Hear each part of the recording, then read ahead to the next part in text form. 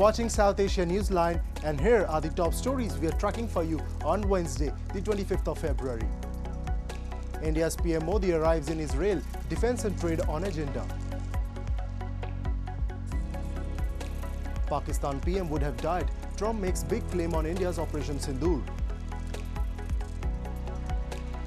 And Sri Lanka arrests former spy chief over 2019 Easter bombings.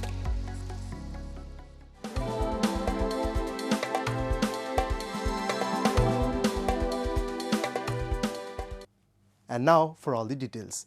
India's Prime Minister Narendra Modi on Wednesday began his two-day state visit to Israel with defense and trade on agenda. The visit underscores efforts by Modi and Israel's leader Benjamin Netanyahu to deepen diplomatic ties. The roads of Jerusalem were adorned with the flags of Israel and India as the country geared up to welcome the Indian PM. Upon arrival, PM Modi held a brief meeting with Netanyahu. He also interacted with the Indian diaspora, whom the Indian PM claims have made a big contribution in strengthening the India-Israel friendship. He later in the evening addressed the Israeli parliament Knesset, becoming the first Indian Prime Minister to do so. Earlier this week, Israel's Prime Minister Benjamin Netanyahu said he aimed to strengthen the relationship with a series of decisions set to increase political, financial and security cooperation between the two countries. Modi's first visit took place in 2017, which was also the first ever by an Indian Prime Minister to Israel. In what may be his most dramatic foreign policy claim yet, US President Donald Trump has suggested he did not just diffuse tensions between India and Pakistan, but without his involvement, Pakistan PM Shehbaz Sharif would have died.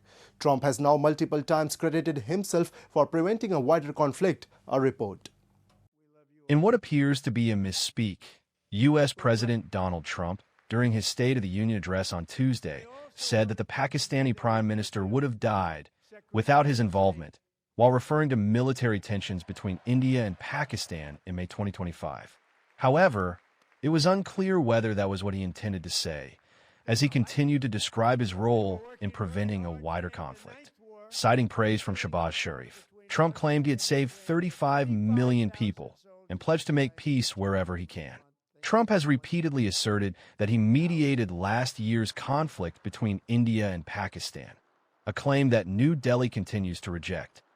We're restoring safety for Americans at home, and we are also restoring security for Americans abroad. Our country has never been stronger. In my first 10 months, I ended 8 wars, including Cambodia. Isn't it funny? Sick people. Cambodia and Thailand, Pakistan and India. Would have been a nuclear war. 35 million people, said the Prime Minister of Pakistan, would have died if it were not for my involvement. Kosovo and Serbia, Israel and Iran, Egypt and Ethiopia, Armenia and Azerbaijan, the Congo and Rwanda, and of course the war in Gaza, which proceeds at a very low level. It's just about there. And I want to thank Steve Witkoff and Jared Kushner for your help. Thank you, Steve. Thank you, Jared. Last week, while speaking at the Board of Peace meeting in Washington, Pakistan's Prime Minister Shehbaz Sharif also praised Trump for his alleged mediation in the conflict and called him a man of peace and savior of the people of South Asia. Your timely and very effective intervention to achieve ceasefire between India and Pakistan potentially averted loss of tens of millions of people. You have truly proved to be a man of peace. And let me say, Mr. President, you are truly savior of South Asia. In May 2025, a brief armed conflict took place between the two hostile neighbors after India launched Operation Sindoor on terrorist camps in Pakistan as a response to the Pahalgam terror attack in India's Jammu and Kashmir, in which 26 civilians were killed based on religion. India has from time to time accused Pakistan of supporting cross-border terrorism, which Pakistan denies. And at least 9 people were killed in 2 separate militant attacks in Pakistan on Tuesday, underscoring escalating violence and growing tensions with Afghanistan. In Kohat city of Khyber Pakhtunkhwa province, militants ambushed a police patrol, killing 5 officers and setting their vehicle on fire. 2 injured civilians later died. In another attack in Punjab's Bakar district, a suicide bomber targeted the Dajjal inter-provincial checkpost, killing 2 police officials and injuring 5 others, including 2 polio workers. The banned Tehreek-e-Taliban Pakistan claimed responsibility for both assaults. The attacks come days after Pakistan carried out airstrikes inside Afghanistan, targeting what it described as militant hideouts linked to recent suicide bombings. Islamabad accuses Kabul of providing safe haven to anti-Pakistan militants, a charge Afghanistan denies. The Taliban government condemned the airstrikes as a violation of its sovereignty, while the United Nations said at least 13 civilians were killed in the cross-border strikes.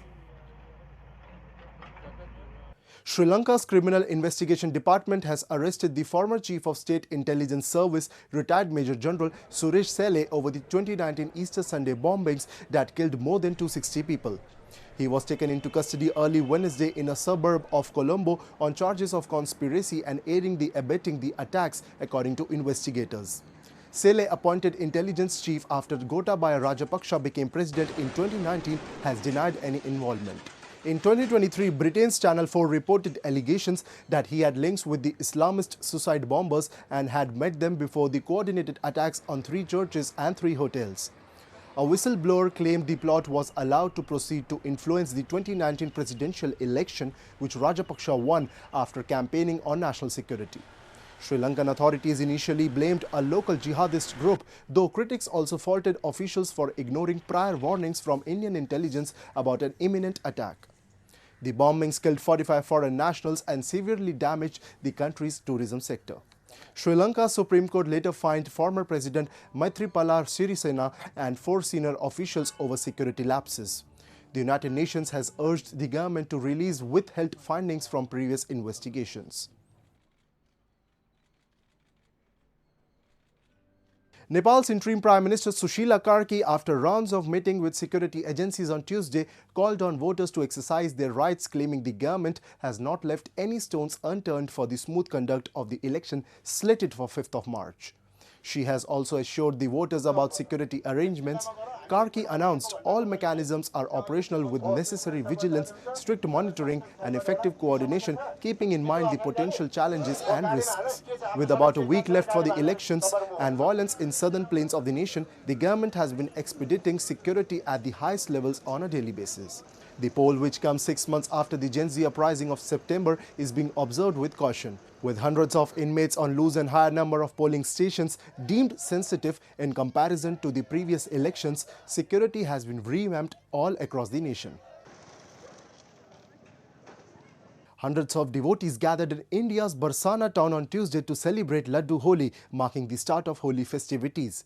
Linked to Lord Krishna and Radha, the ritual saw worshippers joyfully throwing laddus and colours. Take a look. Hindu devotees in India's northern town of Barsana on Tuesday celebrated Laddu Holi, a traditional pre-Holi ritual linked to Hindu deity Lord Krishna, in which worshippers throw traditional sweets, laddus, and colored powder at each other as part of the festivities. Participants were seen tossing wrapped sweets into the air and dancing amid chants and music. A reveller, who traveled from Haridwar, described the festival as a blessing. Another devotee said they had brought about 125 kilograms of laddus for the occasion. Nandgaon में निमंत्रण देते हैं, हमारे जो बरसाने के नंदगांव वाले देते हैं, तो ये बुलाते हैं वहाँ से कि नंदगांव से हमारे यहाँ पे बरसाना में लड्डू होली खेलने का आनंद आए, और यहाँ पे लाखों में श्रद्धालु आज आए हुए हैं और बहुत ही आनंद का दिन है। बहुत आनंद आ रहा है। लड्डू एक ये पर्व है, ये खुशी है, ये राधा रानी की कृपा है जो उन्होंने यहाँ तक हमें बुलाया और आज लड्डू होली में शामिल होने का मौका मिला। हम हरिद्वार से आए हैं और लगभग एक single piece laddoo 1.25 quintal laddoo pack करके लाए हैं यहाँ पर। The Bridge region, consisting of religious towns like Mathura, Vrindavan, Barsana, in northern Uttar Pradesh state, is believed to be the birthplace of Lord Krishna, a major deity in Hinduism. Celebrated at the onset of spring, Holi is associated with the eternal love of Krishna and his consort Radha. The main festival will be celebrated on March 4th this year. That's all in tonight's edition. We'll see you same time tomorrow. Good night.